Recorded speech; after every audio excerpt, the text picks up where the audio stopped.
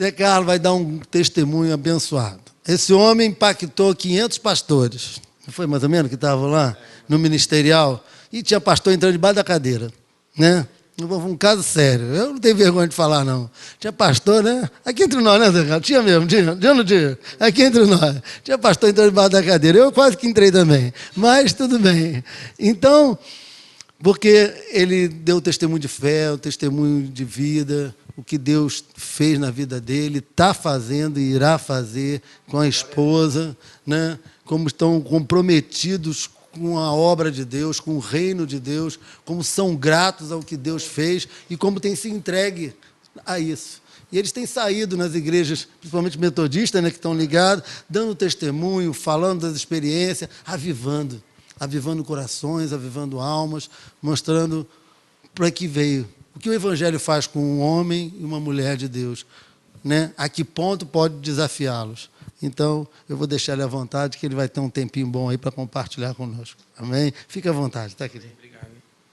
Tem uma Bíblia aqui, eu deixei aqui. Ah, tá ok. Tem um slide também para apoiar. Ok. Boa noite, paz. Estou muito feliz em estar aqui com vocês. Estive hoje pela manhã e ontem na igreja Botafogo. Não vou trocar o time, né? Botafogo. E fico muito feliz em saber que vocês se relacionam, né, com a igreja, né? Faz parte do processo. Eu vou dividir em 3 momentos esse testemunho para eu organizar a minha cabeça. Vou falar um pouco sobre o chamado, o nosso chamado. Vou falar um pouco sobre o Senegal, que é o país do chamado. E vou finalizar com uma reflexão, tá certo? Meu nome é José Carlos, mas sou conhecido como Carlinhos. E atualmente como Carlinhos Senegal, né? Que é o país que eu tenho um chamado para trabalhar. Minha esposa é Débora, ela está com a mão levantada, aquela morena bonita. Ela não? A gente tem que escolher bem, né, para casar, né? A gente casa uma vez, tem que escolher bem. E tenho 3 filhos, Davi, que é o mais velho. Ele está bem tímido ali, tem 15 anos de idade. Gabriel, que está com aquela cara de sono, tem 13 anos. E tem Carlinhos, que veio aqui à frente. Então, também são missionários. Vão trabalhar cada um segundo a sua idade, sua faixa etária. Estão indo também para o Senegal. Eu friso muito isso, porque não existe filho de pastores, filho de missionário. Existe toda a família que Deus chamou para trabalhar na obra. Não é isso? A gente não pode ser, eles não podem ser conhecidos como filho do missionário, e sim como o missionário Davi, o missionário Gabriel e o missionário Carlinhos, né? E eu costumo desafiar a juventude, porque um jovem de 15 anos também está indo ser missionário, um jovem de 13 e uma criança de 9 anos foi chamada. E é isso que eu vou falar agora sobre esse chamado. Em 2009, mais ou menos, deixa eu falar um pouco sobre a minha vida, né, pessoal, e a vida de Débora. Eu sou analista de rede, trabalho com informática, mas minha especialidade é redes, fibra ótica, comunicação de dados. E eu tinha uma empresa em Pernambuco na área de segurança da informação. Fechava contratos com grandes empresas e mantinha um suporte na parte de segurança da informação, rede e manutenção de equipamentos. Débora, ela é professora de francês, atuou por muito tempo na Aliança Francesa, que é um curso mundialmente conhecido, e ela ocupava um cargo de gerente no Banco do Brasil, que é uma instituição conhecida também. E voltando, por que eu vou falar isso? Porque eu quero falar sobre o movimento de Deus na vida de pessoas normais e que viviam uma vida normal dentro da sociedade. Então, em 2009, a gente foi para a Escola de Missões, que fica em Teresópolis. A mulher do pastor estava lá hoje, né? Estava na minha casa, que eu estou morando lá atualmente. Então, a gente foi até a Escola de Missões. Viemos de Recife. Eu sou de Recife, me esqueci essa informação. Deu para perceber que eu sou do Nordeste, né? Pelo sotaque forte. Não é baiano. Não sou baiano, nem sou paraíba. Oh, Deus, estou com saudade, mulher, nem fala. Aquela tapioca, né? Eu nem sou paraíba, nem sou baiano e nem sou do norte. Eu digo sempre ao pessoal que chega, tu é do norte, assim, vamos estudar geografia, né? Porque o norte fica para lá, gosto muito do norte. Mas do Leão do Norte, é isso mesmo, obrigado. Mas assim, eu sou de Recife, nossa igreja fica na região metropolitana do Recife, que foi congregação da Igreja Central, que é a minha antiga igreja, fica em Jaboatão dos Guararapes. Meu pastor é o pastor Samuel. Pois é, estávamos vivendo nossa vida normal na igreja e a Bispa Marisa nos chamou para fazer esse curso de missões em Teresópolis, em 2009. É um curso que acontece no mês de julho, 15 dias, dá para fazer tranquilo, porque é um curso de férias, é durante as férias dos jovens, mas você organizando suas férias do trabalho ali dá para fazer. É maravilhoso, são 15 dias que você fica dentro da escola de missões direto, só recebendo ministração sobre missões, tendo momentos relacionados a missões. Pois é, a gente foi fazer esse curso e foi uma emboscada, porque emboscada santa. E a gente foi fazer o curso, só que a gente tinha planos, sonhos de ministério, né? Débora, como o pastor falou, ela é pastora de criança, trabalha com criança, e eu tocava no Ministério do Louvor, trabalhava com discipulado de jovens. Discipulado é o meu forte mesmo, discipulado principalmente informal, nas casas. Eu corria atrás dos jovens da minha igreja. E eu também trabalhava com escola dominical, ensino da Bíblia, que é uma coisa que eu adoro fazer. Não ensinar porque eu sei muito, mas repassar o que eu sei para quem está começando. Então, depois do curso de missões, eu sempre fui muito hiperativo, né? Até hoje eu sou hiperativo. Mas um hiperativo, uma característica, a gente está sendo muito organizado, a gente quer fazer, a gente tem agenda, a gente organiza. Uma vida muito organizada, tanto financeiramente, como na agenda, como na empresa. E você é dono da sua vida, né? A gente que é empreendedor, que muito nervoso com tudo, sempre prevenido, plano A, plano B, plano C, muito organizado. Só que esse cara foi fazer o curso de missões, e uma das coisas que aconteceu no curso foi que Deus disse, vou mudar o seu tempo. É um tempo, vou te chamar, mas você agora vai esperar eu te falar. Aconteceu isso mais ou menos com Abraão, né? Deus chamou Abraão e disse, espera, que eu vou te mostrar o lugar. E eu e Débora passou pelo mesmo processo. Por quê? Porque a gente tinha sonhos, a gente estava crescendo socialmente, ela tinha assumido um cargo de gerência no banco, a minha empresa estava faturando bem mais. Pernambuco é um lugar que está muito aquecido no Brasil, fechando muito contrato em Suape, no Cabo Santo Agostinho, lá do sul lá de Pernambuco. Enfim, a gente estava ganhando muito dinheiro mesmo, estava vivendo bem. E aí, de repente, eu volto para casa desse curso de missões meio sem chão. O que fazer? Eu tinha agenda até dezembro resolvida, eu tinha planos, e Deus disse, não planeje nada, Zé Carlos. E eu disse, meu Deus do céu. E eu disse, Débora, Deus está chamando a gente para missões. E eu veio aquilo na minha cabeça. Eu já trabalhava com missões na minha igreja. Trabalhava no Agreste, né? A oração da irmã ali me fez lembrar, no sertão pernambucano, uma situação muito séria com relação à água, dentro das favelas também, do Recife. E eu dizia, Deus, por que eu tenho que sair? Eu já estou num processo. Deus disse, não, eu quero lhe chamar para um processo, um outro momento da sua vida. E aí eu disse, Débora, Deus quer chamar a gente para ir para fora, para um outro país, trabalhar num país não alcançado. Eu confesso que eu já tinha ouvido falar sobre missões transculturais, mas era muito superficial, não fazia parte da minha realidade. Porque eu trabalhava como obreiro na igreja eu era muito presente na igreja. E assim, eu nunca tinha pensado em coisas fora da igreja e fora da minha cidade. E aí, Deus disse, não, eu vou levar você para longe, para um lugar longe. Eu disse, meu Deus, o que é isso? Então, eu disse, Débora, até o nosso professor disse, Carlinhos, tua mulher fala francês, existem países como a Argélia, países que falam francês e tal. Ele citou alguns nomes e eu fiquei meio... Será que são esses países? E você sabe, o cara hiperativo, né, ele quer fazer. Deus falou isso aqui, o cara já quer abrir, já quer fazer o projeto, já começa a mexer. Só que uma coisa que Deus queria trabalhar em mim era a paciência. Você aprender a esperar, a ele falar, você ser obediente, de fato, à voz dele. que é uma das características do trabalho local. A gente faz as coisas por impulso e é pouco obediente ao que Deus quer fazer de fato. A gente cria mecanismo de evangelismo, a gente cria... E, na verdade, Deus está direcionando algo mais pontual e que a gente tem que fazer com mais calma e mais tranquilidade. Eu disse, Deus, eu não sou calmo, me ajuda.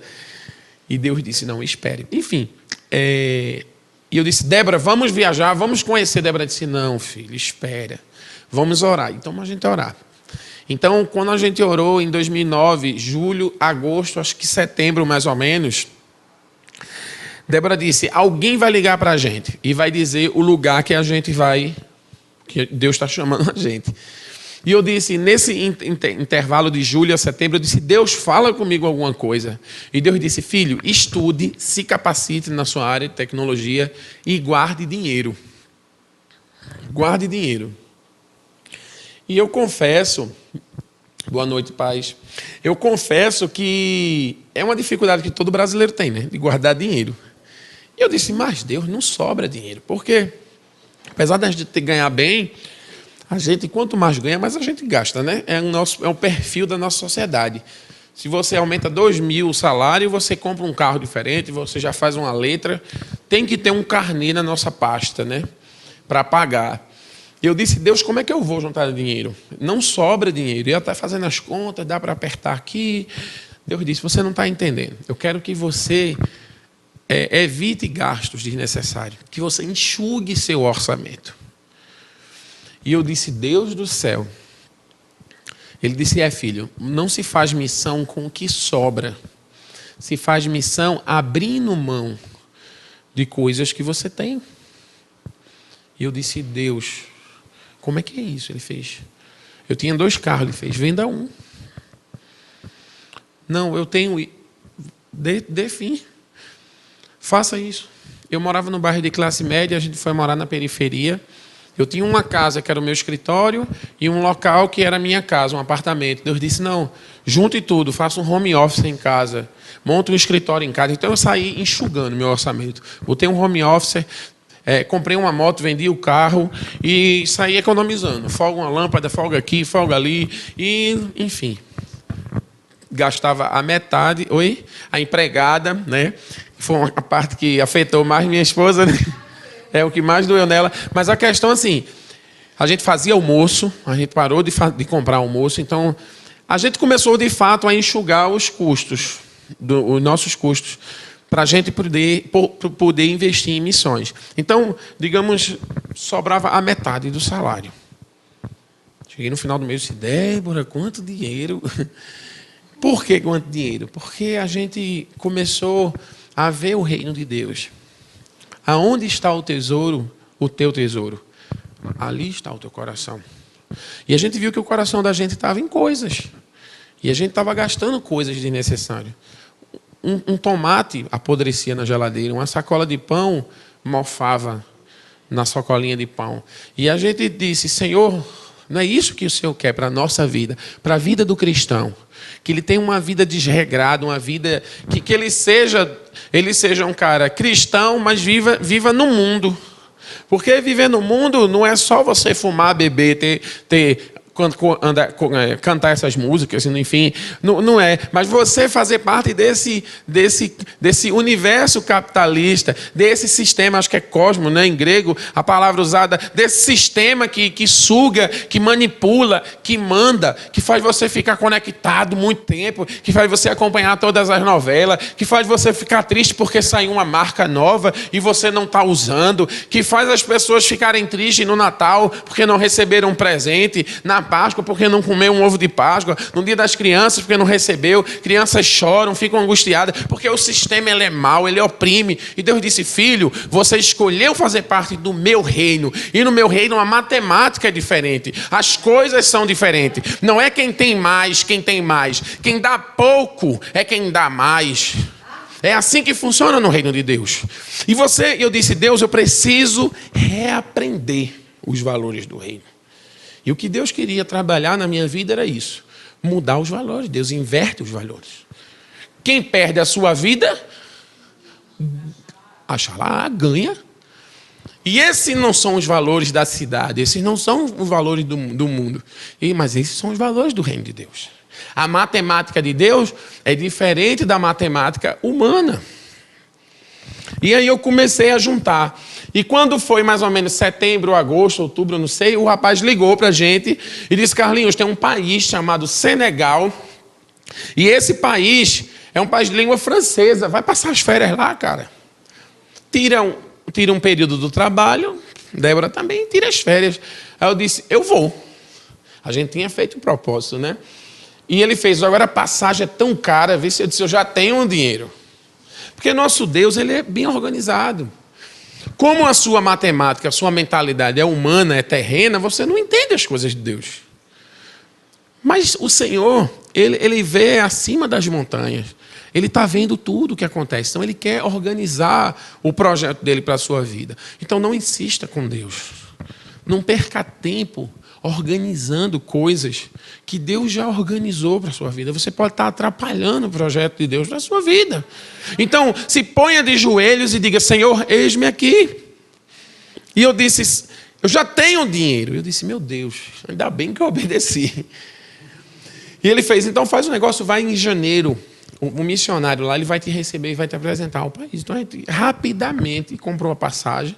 Foi em torno de 13 mil e pouco, para você ver que não era um valor baixo. É justo, não era um valor baixo, porque eu tenho que ir para a Europa, e da Europa descer para o país africano, não tem voo direto, a não ser para a África do Sul, que é mais longe que a Europa. Enfim, eu comprei a passagem e disse: Débora, não vamos levar as crianças. O pessoal orientou para a gente não levar, porque era um momento para a gente conhecer o país, um momento que Deus ia falar comigo e com ela. Só que nessa viagem, Deus falou só comigo. Eu cheguei lá, Deus começou a dizer: filho, eu preparei você para esse lugar. Eu preparei você para viver nesse lugar. Você foi projetado para servir a esse povo. Eu lembro que eu preguei numa igreja de mais ou menos, uma igreja que dá esse quadradinho aqui, um lugar lá, e tinha 15 pessoas mais ou menos. Quando eu entrei, eu já comecei a chorar. E o Senhor dizendo: aqui, onde eu quero que você trabalhe, onde eu quero que você fique, onde eu quero... E eu comecei a pensar no que havia acontecido no meu passado. Coisas que às vezes a gente diz: foi tão doloroso, foi tão difícil aquela enfermidade, minha mãe abandonou meu pai, e caramba, que tempo ruim. E coisas que eu mastigava muito dentro de mim. Deus disse: não, isso era um estágio para você vir aqui para esse país. Eu nasci em São Paulo, na verdade, e fui morar no Nordeste. Fui enviado por uma mulher que eu não conhecia, para ser criado com umas tias minhas, com os meus tios, tio e tia. Então, eu nunca entendi esse propósito do Nordeste. E quando eu cheguei no Nordeste, eu lembro que eu fui criado num lugar onde assim, a descendência afro, a cultura afro era muito forte. No Nordeste a gente sabe que é muito forte. Eu comia com a mão, como os senegaleses comiam. E naquele momento, me veio aquela memória da minha tia fazendo um bolinho com a mão e me dando a boca. O capitão, isso mesmo. E quando eu vi os africanos comendo com a mão, eu disse: Deus do céu.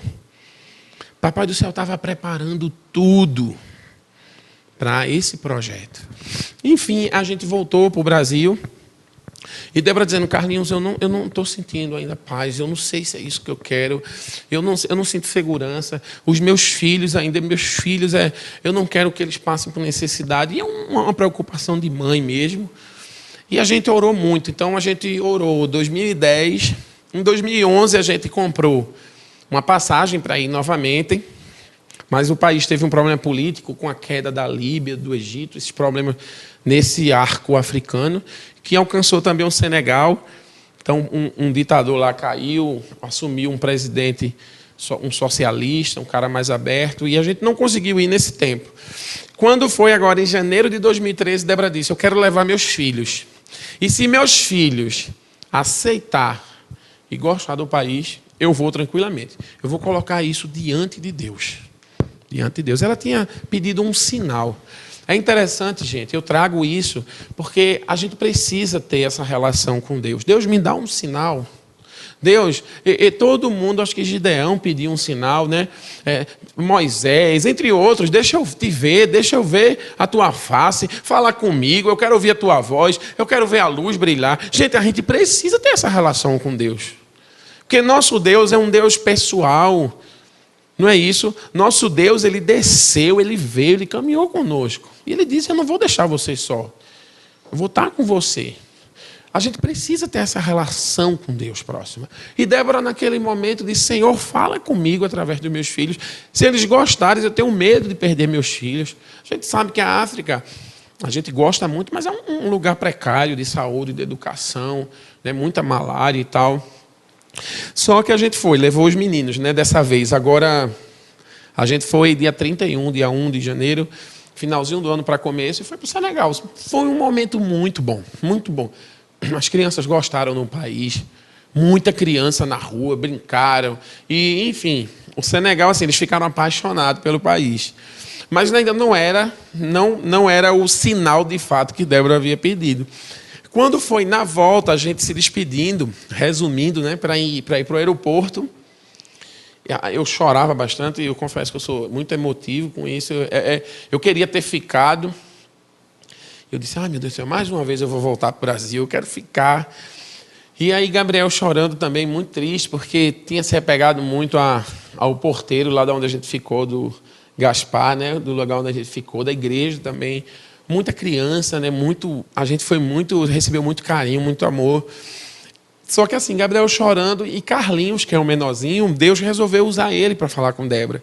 Porque era o menos provável, né, ser usado. E Carlinhos chorava, ai meu Deus, mãe, eu não quero ir embora. Eu lembro que, assim, no final do choro, já dentro do carro, ele fez, mesmo que você não volte aqui, eu vou voltar sozinho. Isso chorando. Eu vou morrer aqui. E vou ser enterrado nesse país.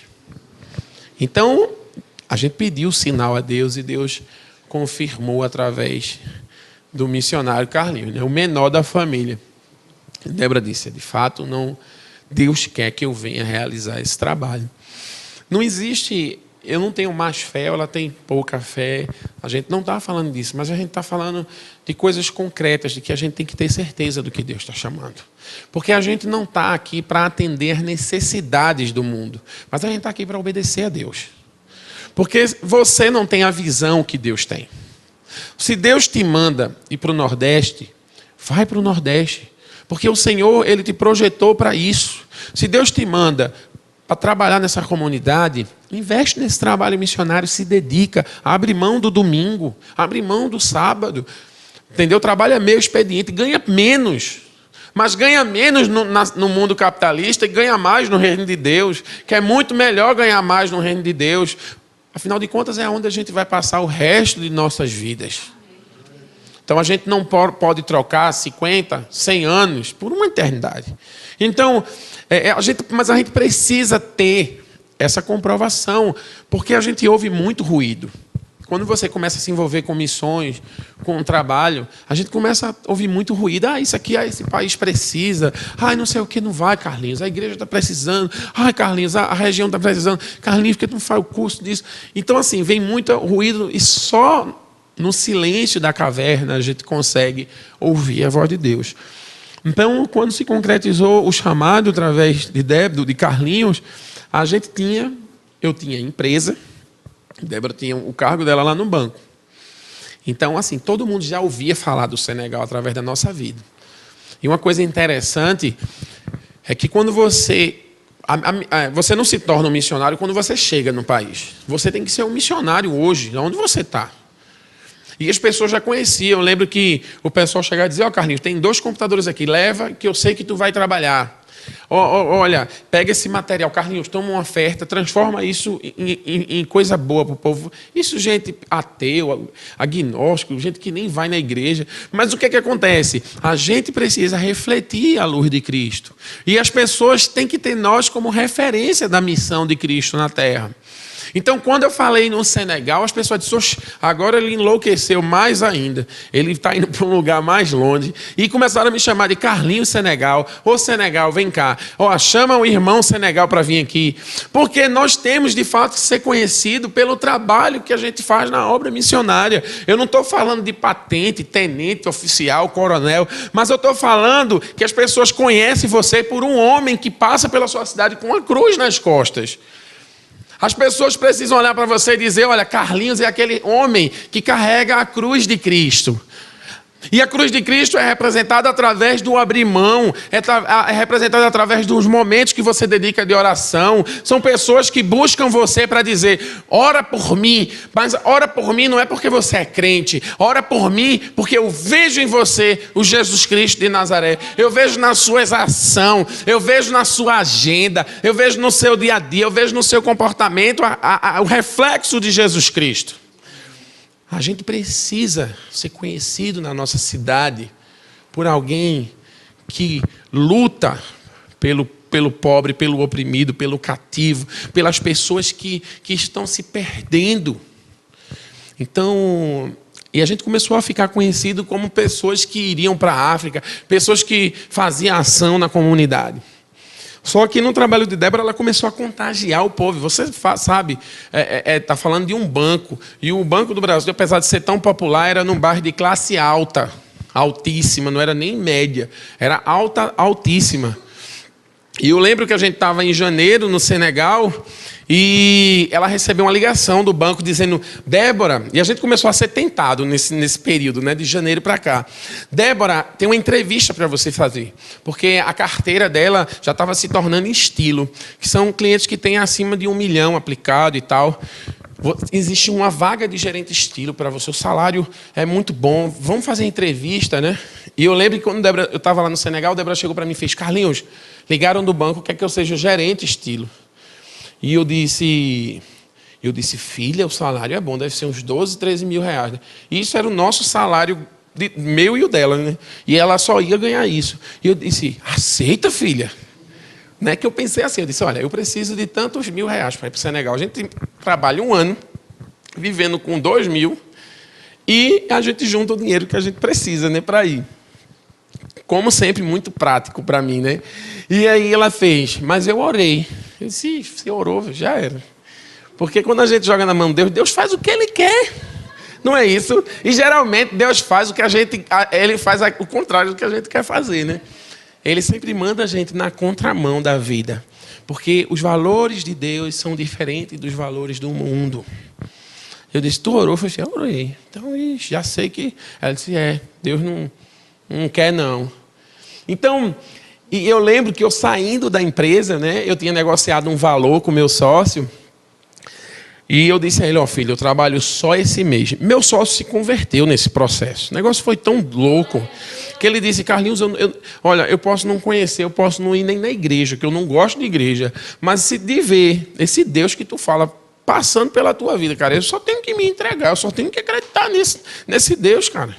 Então eu comecei a evangelizar, lógico, durante o dia a dia e tal.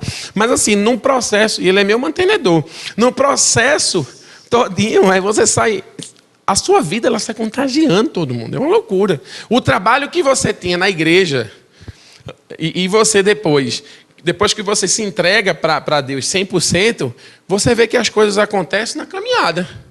Né? Eu lembro que Pedro, quando passava, a sombra dele, né, curava as pessoas.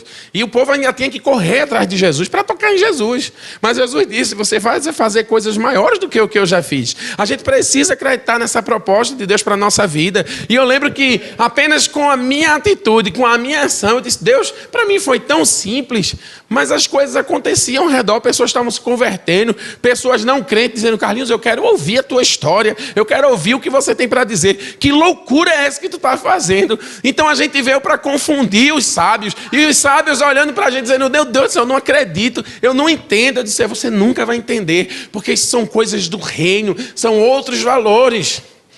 E aí eu disse, Deus do céu. Então Débora pediu licença do banco, eu negociei a empresa com o meu sócio, e eu lembro que nesse finzinho da negociação eu trabalhei ainda para ajudar ele a repassar o serviço, e eu recebi uma proposta da prefeitura para vender 5 mil antivírus, e era um valor altíssimo, o valor. E eu lembro que o diabo disse para mim, no meu ouvido, nitidamente, Carlinhos, pega, velho, porque é muito dinheiro. Era mais de R$1 milhão. E eu já tinha fechado, eu tinha a minha palavra com o cara, né? E aí, quando eu cheguei na empresa, meu sócio disse, Carlinhos, você está nesse negócio, foi você que fechou. Eu disse, não, filho, eu fechei um outro grande negócio. Eu fechei um contrato que não vai acabar nunca mais. Mas com quem, menino? Com Deus, filho. Eu fechei um grande negócio com Deus. Um negócio que não tem valor no mundo que eu mencione o valor desse contrato. E ele, meu Deus, ele olhou para mim e fez, tu é muito doido, Carlinhos. Porque os valores do reino não são os valores da terra, os valores da cidade. E Deus, ele quer mexer com os nossos valores. Ele quer inverter. A gente precisa enlouquecer esse mundo. O mundo tem que olhar para você e dizer, eu não entendo você. E você vai dizer, para você entender, a gente precisa tomar um café. Para você entender, eu preciso conversar com você sobre. E a gente decidiu fazer o curso. O treinamento pelo Informe, que é a agência, Instituto Metodista de Formação Missionária, que fica na Escola de Missões. É um treinamento de 4 meses. E nós vamos passar, estamos já no meio desses 4 meses, para ir em janeiro para o Senegal. Nós recebemos o desafio também de cuidar da base da Igreja Metodista do Brasil no Senegal. Existe um projeto chamado Salto, que é um projeto que envia jovens com 1 ano de treinamento no Brasil e 3 anos na África. E fomos convidados para ser pastores desse projeto. Então, amém. A gente gosta de trabalhar com jovens. A gente já está convivendo com esses 6, que é o salto 1, é o primeiro salto. São 3 meninos e 3 meninas. E a gente já está pastoreando eles na Escola de Missões. E vai ser o primeiro momento da nossa igreja efetivamente fora do país, como instituição. Então, a gente está muito feliz com esse desafio também. Débora vai trabalhar como professora de francês, alfabetizando mulheres senegalesas. E eu vou trabalhar com informática, ensinando informática. Eu vou mostrar um vídeo para vocês e depois eu continuo. Eu estou com um tempinho ainda.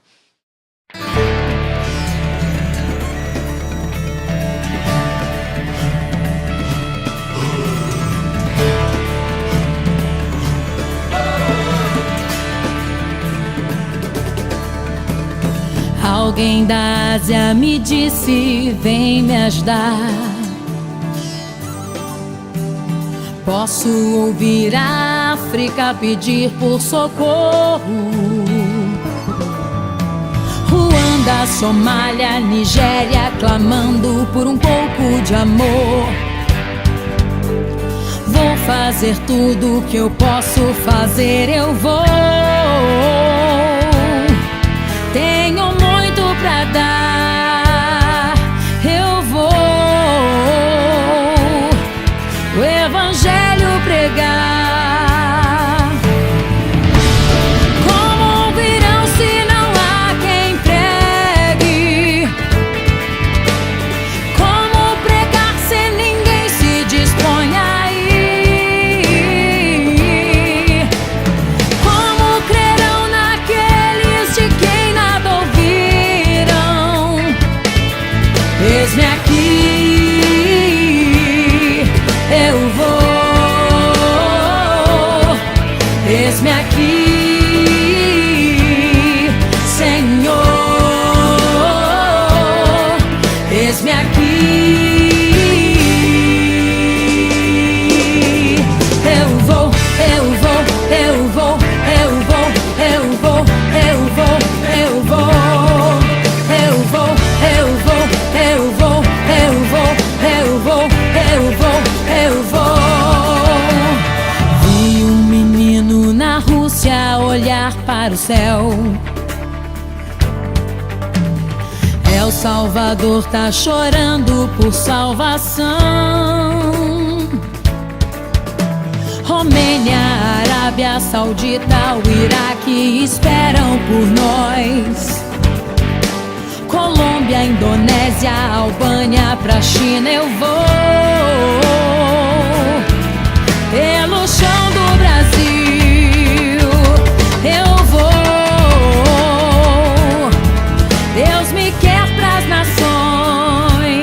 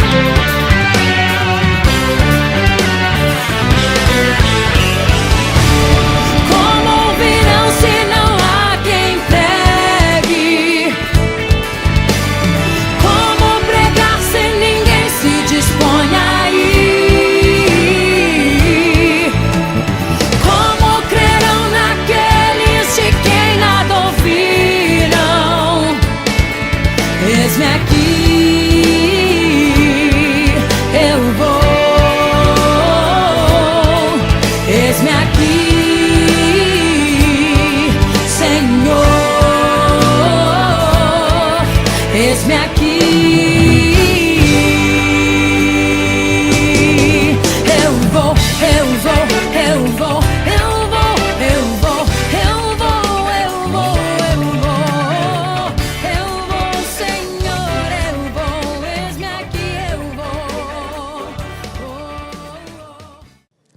Amém. Tá aí. Voltando. Então, eu vou falar um pouco agora sobre o Senegal.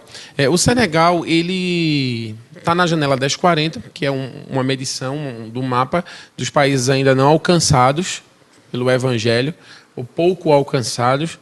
E o Senegal ele tem 13 milhões de habitantes. Eu acho que é mais ou menos o que o Rio de Janeiro, capital, tem hoje, né? Então, só para a gente ter uma noção de quantidade, 95% da população é muçulmana, mas de uma linha sunita, que é uma linha mais moderada, mais moderada. E o Senegal, o índice de analfabetismo é muito grande, muito alto. É 80% do país. Ele não foi alfabetizado ainda. Então, engraçado que eu já trabalhava em Recife com educação, ensinando, e sempre tive vontade de inserir pessoas no mercado. Fiquei muito feliz com o projeto da igreja aqui atrás, da informática. E quando Deus chamou, assim, encaixou. Muitos missionários vão para o campo para trabalhar como pastores, como construtores de igrejas, com evangelismo, né? E Deus me chamou Débora para a gente trabalhar com capacitação profissional. E dentro desse contexto de capacitação, a gente vai trabalhar a questão do evangelismo. Mas, assim, a gente vai atender essa necessidade do país, né? Eu fui em janeiro, a gente deu umas aulas lá em algumas aldeias. Então, e Débora vai trabalhar com francês, com mulheres, para que a gente possa reduzir esse índice alto de pessoas não preparadas para o mercado, de pessoas que não falam a língua de colonização. Então, o Senegal também, uma das características, que não só do Senegal, mas do islamismo no mundo todo, é a questão do machismo. Então, a mulher ela é muito destratada, a mulher é muito escanteada. Então, a mulher não tem nenhum direito dentro da sociedade. Ela simplesmente existe para servir. Então, uma das coisas que a gente vai trabalhar trazendo é a educação, porque a educação liberta, né? Acho que Paulo Freire dizia isso, né? Um grande educador da minha terra também, né? Então, ele dizia isso, a educação liberta. E a gente precisa libertar o povo trazendo o conhecimento. A palavra também diz que o povo sofre porque não tem conhecimento. Então, a gente quer trazer a educação, a gente quer trazer o conhecimento. O Senegal é um país que quer crescer. E ele precisa muito do desenvolvimento. Entendeu? Então, a gente vai trabalhar com isso. Também um grande desafio no Senegal são as crianças. Passou umas crianças com umas folhas. Aquilo é o Alcorão. Então, hoje, na região metropolitana de Dakar, existem em torno de 1 milhão de crianças na rua. Crianças de rua no Senegal não são crianças de rua do Brasil. Porque o que é que acontece? Existe dentro da crença islâmica, cada região do Senegal existe um marabu, que é um sheik. O sheik é uma palavra mais comum para vocês. Mas o marabu é o cara que ensina o Alcorão. É como se fosse um bispo da religião naquela localidade. Só que um dos pilares do Islã é a esmola. Perdão, a palavra faltou. É a esmola. E você é muçulmano, você tem que aprender a pedir e você tem que aprender a dar. Também é um dos pilares do cristianismo. A gente tem que ter humildade para pedir e para dar também. Mas só que eles pegam as crianças... uma informação importante para chegar nesse parágrafo aqui é que as crianças... O índice de natalidade é altíssimo. Porque o homem ele casa com 4 mulheres. Então, cada mulher ele tem... em torno de 3, 4, 5 filhos. Então, eles são muito muçulmanos se multiplicando através da taxa de natalidade. Só que existe dentro da cultura uma questão de que você pega um dos seus filhos e você dá para esse marabu. E esse marabu ele vai ensinar o Alcorão para eles, justamente daquele jeito, daquela foto. E as crianças passam um dia estudando o Alcorão. Só que para trabalhar essa questão da esmola, eles dão uma caneca, a criança ela passa o dia pedindo. Só que alguns marabus são muito cruéis. As crianças voltam sem dinheiro, eles batem nas crianças. elas dormem em situações muito precárias. Recentemente, esse ano ainda, 9 crianças morreram, carbonizadas, porque eles dormiam num terraço de zinco, aquelas telhas que a gente usava no Brasil há muito tempo atrás, bem duras. Então, pegou fogo e o fogo torrou as crianças. Então, as crianças sofrem bastante. A gente tem muita preocupação, porque assim, a criança não vale nada no país. Elas não são nem contabilizadas. Então, quem trabalha com criança também, Débora trabalhou com criança na igreja local, ela vai ter um espaço junto com criança. Só que você tem que ter muita cautela para você não mexer na cultura. Recentemente, tínhamos 2 missionários presos no Senegal. Era José Dilson e Zeneide. Isso passou o mundo todo, essa notícia, porque dentro dos países perseguidos, o Senegal não está na lista, mas era o único país que tinha 2 brasileiros presos. Porque eles pegaram uma criança para cuidar e a autorização que eles tinham contratado um advogado, tudo, o cara era mentiroso, passou a informação errada e eles foram presos por rapto de crianças. E ele não fazia nada mais, nada menos que cuidar, que dar comida, que educar e tal. Então, tiveram problemas com isso. Então, é uma das coisas que acontece no campo. Você tem que ter muito cuidado, tem que ter muita cautela, tem que buscar um profissional correto para trabalhar com documentação, com permissão e tal. Mas, assim, o grande desafio do país é crianças, jovens crianças, que criança lá vai até mais tarde, né? Hoje, jovens de 13 anos não querem ser mais crianças no nosso país, mas lá um jovem de 13 anos é criança. E mulheres, a questão da mulher. E é o foco que Débora vai trabalhar pesado com a alfabetização. Então, tudo que você sabe que é pouco para você, lá é muito. Então, se eu parar para ensinar como escovar os dentes, aplicar flu e usar fio dental, eu sou doutor lá. Então tudo que você sabe de pouco no campo é muito. Eu sei aferir pressão e fazer curativo. Sou enfermeiro no campo.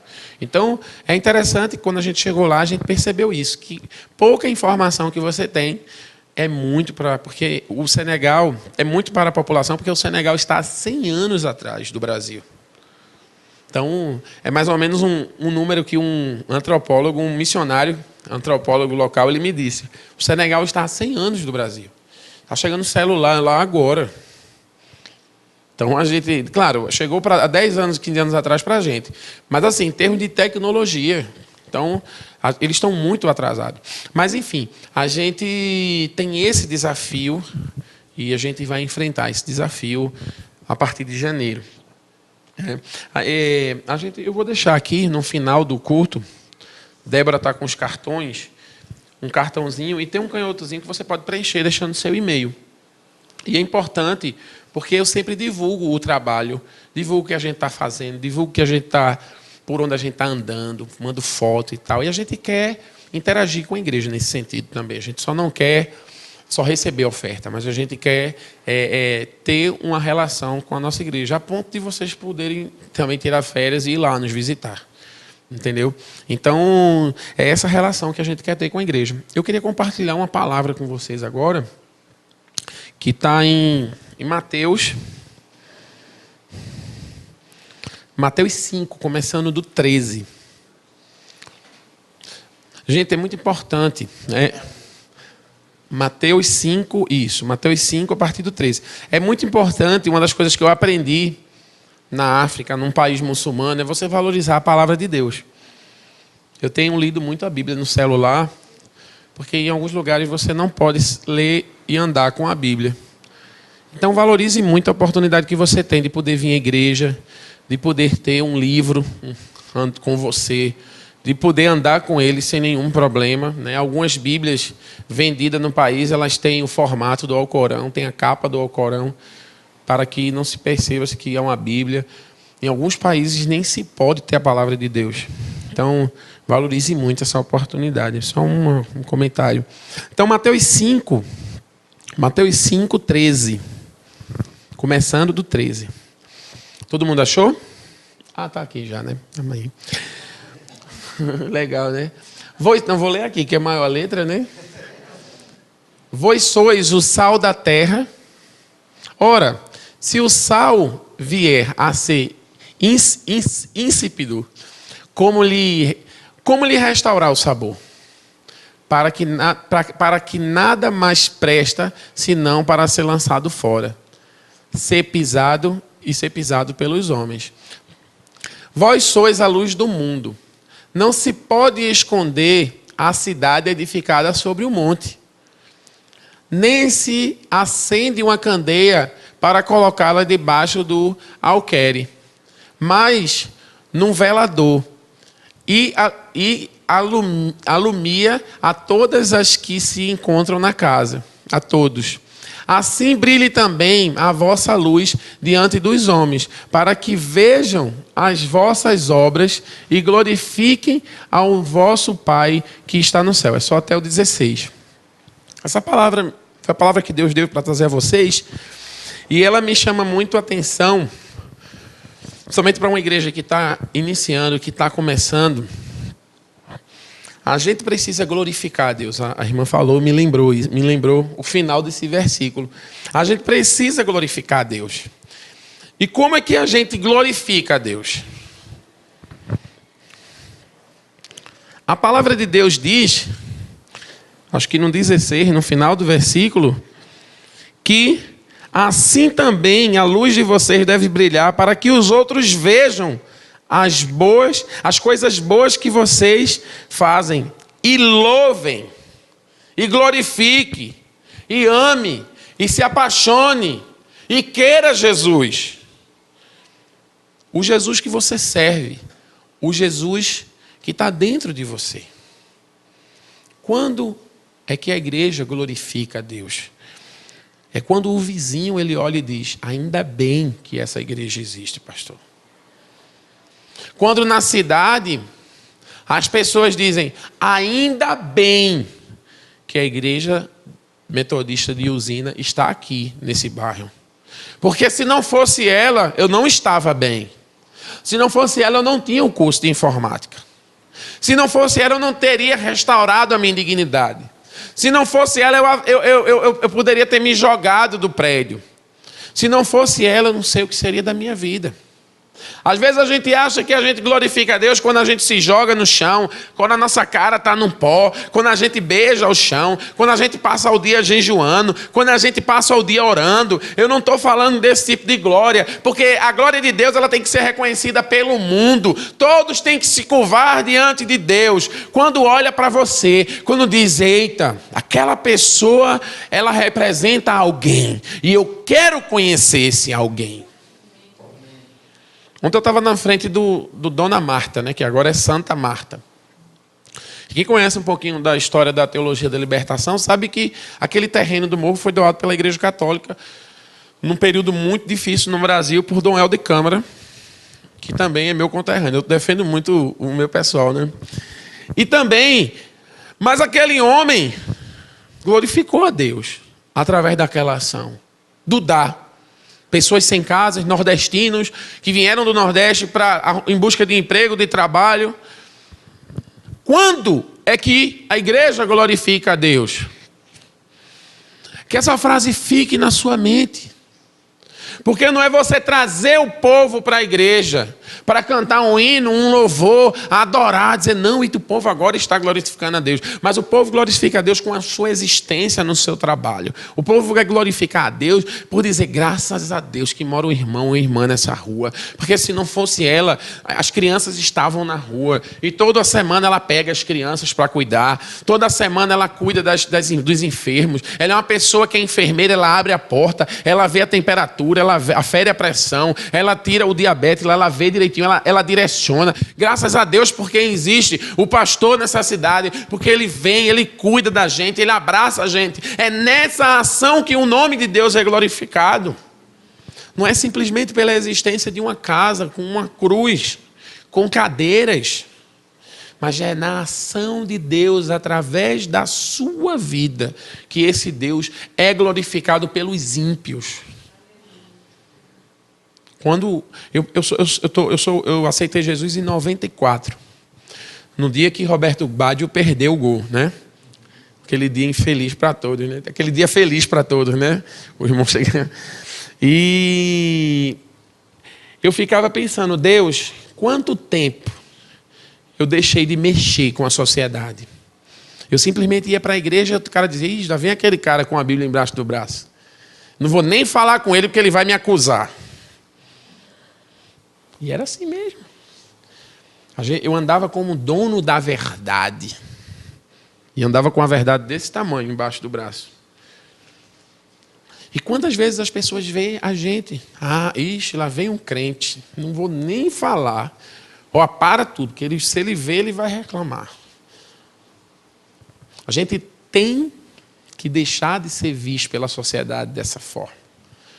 A gente tem que ser visto como pessoas, não, lá vem ele, vamos compartilhar com ele, porque ele conhece um Deus que cuida, um Deus misericordioso, um Deus que ama, um Deus que preza pela vida, um Deus que quer salvar. Não é um Deus que quando você está se afogando, alguém vem com um dedo, empurra você, afunda você, mas é um Deus que lhe dá, feito eu falei hoje lá em Botafogo, é um Deus que deu a mão a Pedro e fez, Pedro, tu é pecador, Pedro, tu estás com medo, Pedro, o vento bateu, tu é um homem de pouca fé, mas vem, Pedro, vem, minha mão aqui, é um Deus que levanta a gente. É um Deus que quer levantar a sociedade. É um Deus que quer que você estenda as suas mãos para a sociedade. Uma sociedade que tem medo. Uma sociedade que tem pouca fé. Uma sociedade que não entende as coisas do reino. E você vai ser esse representante. Eu tenho ouvido uma frase de muita gente que é assim: Deus te abençoe. E eu fico pensando. Abre a porta para Deus entrar. Deus não vai entrar pela porta. Mas esse Deus está aqui. Dentro de cada ser humano aqui presente. E esse Deus é que vai me abençoar. Esse Deus é que vai abençoar a usina.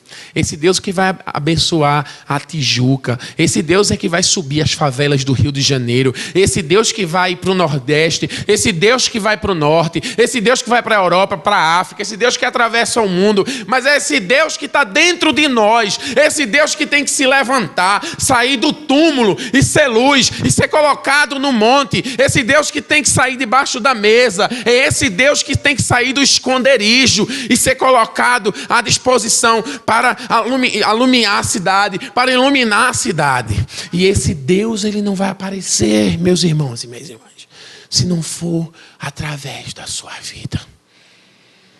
Eu queria ouvir outra frase. Eu gostaria de ouvir uma frase dizendo assim, Deus te abençoou hoje, porque eu estava em casa, ele me tocou e ele disse que você estava com fome. Eu dividi o meu almoço com você.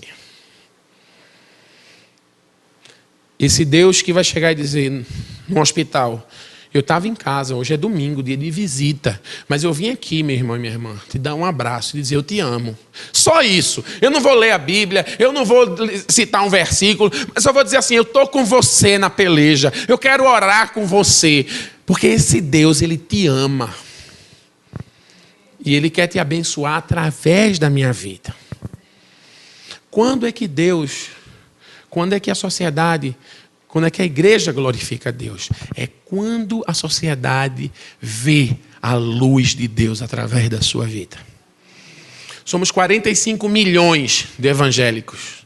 E esses 45 milhões têm desfeito mais coisas do que feito coisas.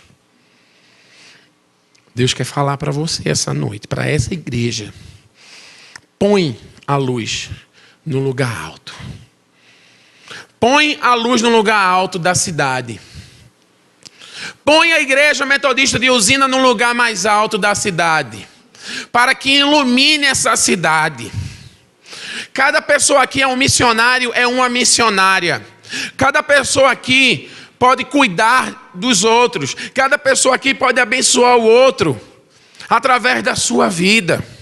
Não seja uma pessoa acuada, que fica com a sua luz, guardando a sua luz. Não seja um saleiro que fica em cima do fogão cheio, mas seja um sal que salga, que tempera a sociedade, que tempera os seus amigos do trabalho, que tempera a sua família. Seja uma pessoa que quando chega, as outras pessoas dizem, graças a Deus que ele chegou, pastor. Graças a Deus que ele chegou, porque ele é uma pessoa boa, alegre. Ele é uma pessoa que tem algo diferente dentro dele, e eu quero estar junto dele, eu quero ouvir sobre esse Deus, esse homem que ele segue, que ele tanto fala. É preciso mudar de comportamento. É preciso viver os valores do reino. E Deus me trouxe aqui essa noite, irmão e irmã, para falar isso para vocês. Inversão de valores. Pare de dizer que Deus te abençoe, por favor. Mas diga, eu vim abençoar você em nome do Deus Altíssimo. Pare de ver um mendigo na rua e dizer, filho, Deus te ama, porque Deus não ama se você não amar. Você ia para o inferno, meu querido, minha querida. Você ia queimar no mármore do inferno, como o povo diz. Mas esse Deus que diz que te ama, ele não só gritou lá de cima do céu, olha, Igreja Metodista de Usina, eu te amo. Se fez carne, veio, andou conosco, passou aperto aqui, foi perseguido, sofreu, foi crucificado. Porque ele não queria dizer somente, meu pai te ama. Mas ele quis dizer a você, eu te amo e eu dou a vida por você. Deus quer chamar essa igreja para ser uma igreja de intercessão pelo povo dessa cidade. Se você diz, Carlinhos foi chamado para o Senegal, outro foi chamado para o Nordeste. Se você está na igreja, se Deus quer trabalhar através da sua vida aqui nessa igreja, mas seja um homem ou uma mulher que ora por essa igreja. Esses lugares estão vazios porque você tem que orar mais por essa igreja. Esses lugares estão vazios porque pessoas agora estão em casa, querendo consolo, querendo amor. E você não alcançou, você não foi atrás para dar amor, para dar consolo. Amém. Essa é a profecia de Deus para essa igreja. Eu quero vir aqui e quero que seja um problema para esse pastor. Não tem onde botar gente. Dizer não vai ter mais bateria, talvez não tenha mais teclado, porque aqui é 2, 3, 4, 5, 6, cabe um aqui sentado, cabe outro aqui. Essa casa vai estar lotada, essa porta aberta, pessoas sentadas lá fora, porque essa igreja vai ser luz do mundo, essa igreja vai ser sal da terra. Só que não é que Deus te abençoe. Porque Deus já fez tudo, irmão e irmã. Falta só você fazer a sua parte. Feche teus olhos. Eu quero te desafiar. Eu quero te desafiar. Eu quero te desafiar a ser sal da terra, a ser luz do mundo. A colocar a sua lamparina no centro da casa, no centro da cidade. Eu quero te convidar a dizer, Senhor, eu quero salgar a minha cidade. Eu quero dentro da minha cidade ser um missionário como Carlinhos está sendo para o Senegal. Porque não é só sair do país, mas é a gente aceitar o desafio do reino. É a gente viver no tempo do reino dentro da nossa igreja, dentro da nossa cidade. Eu te convido para vir ao altar do Senhor. Diga hoje ao Senhor, Senhor, eu quero ser sal da terra, eu quero ser luz do mundo. Eu não quero ser um saleiro dentro da cozinha. Um saleiro que está parado. Um saleiro só que faz o trabalho dentro da igreja. Mas eu quero ter um grupo de discipulado. Eu quero acompanhar pessoas. Eu quero amar pessoas. Eu quero mostrar o quanto é bom Deus para essa sociedade através da minha vida. Eu quero abrir mão, muitas vezes, do trabalho extra que eu quero para trocar de carro, de celular ou de computador, para servir ao teu reino. Vem, meu irmão e minha irmã.